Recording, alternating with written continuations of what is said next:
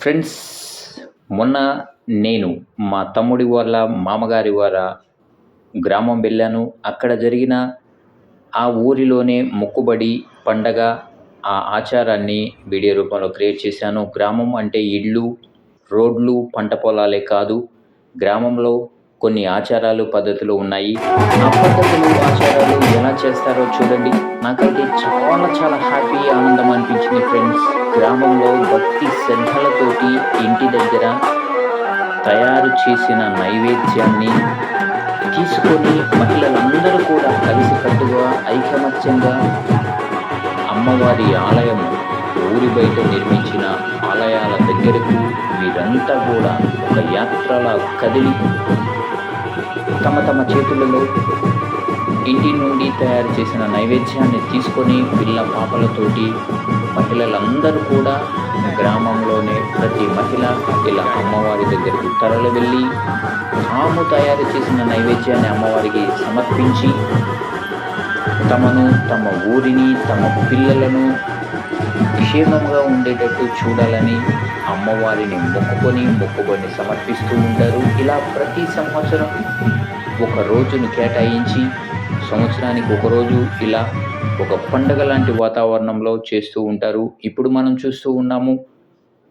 ఇక్కడ ఈ ప్రాంతంలో 6 ఎకరాల విశాలమైన ప్రదేశంలో అమ్మవారి ఆలయాలు, ముత్యాలమ్మ అమ్మవారు, మహాలక్ష్మమ్మ అమ్మవారు, తరువాత అంకమ్మ తల్లి అమ్మవారు 3 ఆలయాలు ఇప్పుడు మనం చూస్తున్నాం కదా.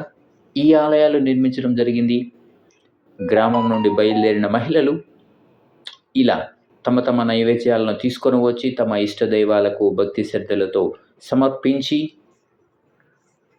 తమ బాగోగులు చూడాలని, తమను, తమ పిల్లలను, పశువులను, గ్రామాలను కాపాడాలని ఇలా అమ్మవారికి మొక్కుకొని పూలు, పండ్లు, ప్రసాదాలు, టెంకాయలు సమర్పించి అమ్మవారికి ఎదురుగా ఉన్న వాళ్ళ తమ్ముడైన పోతురాజు, ఆ పోతురాజు స్వామికి కూడా భక్తి శ్రద్ధలతో మొక్కుంటారు.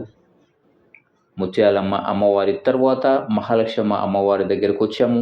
ఇప్పుడు మహాలక్ష్మమ్మ అమ్మవారి దగ్గర కూడా సేమ్ అదే విధంగా ముందుగా అమ్మవారి దగ్గరకు వెళ్ళి అమ్మవారికి నైవేద్యాన్ని సమర్పించి తర్వాత ఎదురుగా ఉన్న వాళ్ళ తమ్ముడైన పోతురాజు గారికి అలానే నైవేద్యం సమర్పించి భక్తి శ్రద్ధలతోటి తమను క్షేమంగా చూడాలని కోరుకుంటూ ఉంటారు.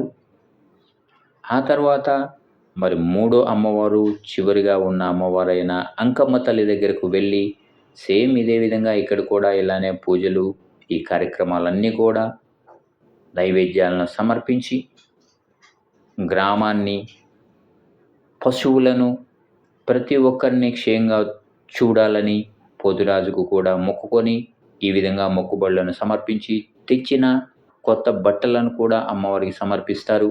వీరంతా కూడా గ్రామం నుంచి వండుకొని తీసుకొచ్చిన నైవేద్యాలను అక్కడ పెడుతూ ఉంటారు కదా. ఆ పెట్టిన నైవేద్యాన్ని ఇక్కడ పనిచేస్తూ ఉన్న గ్రామానికి సంబంధించిన వారు చాకలి, కుమ్మరి, మంగలి ఇలా గ్రామానికి సంబంధించిన అమ్మవారి సేవకులు.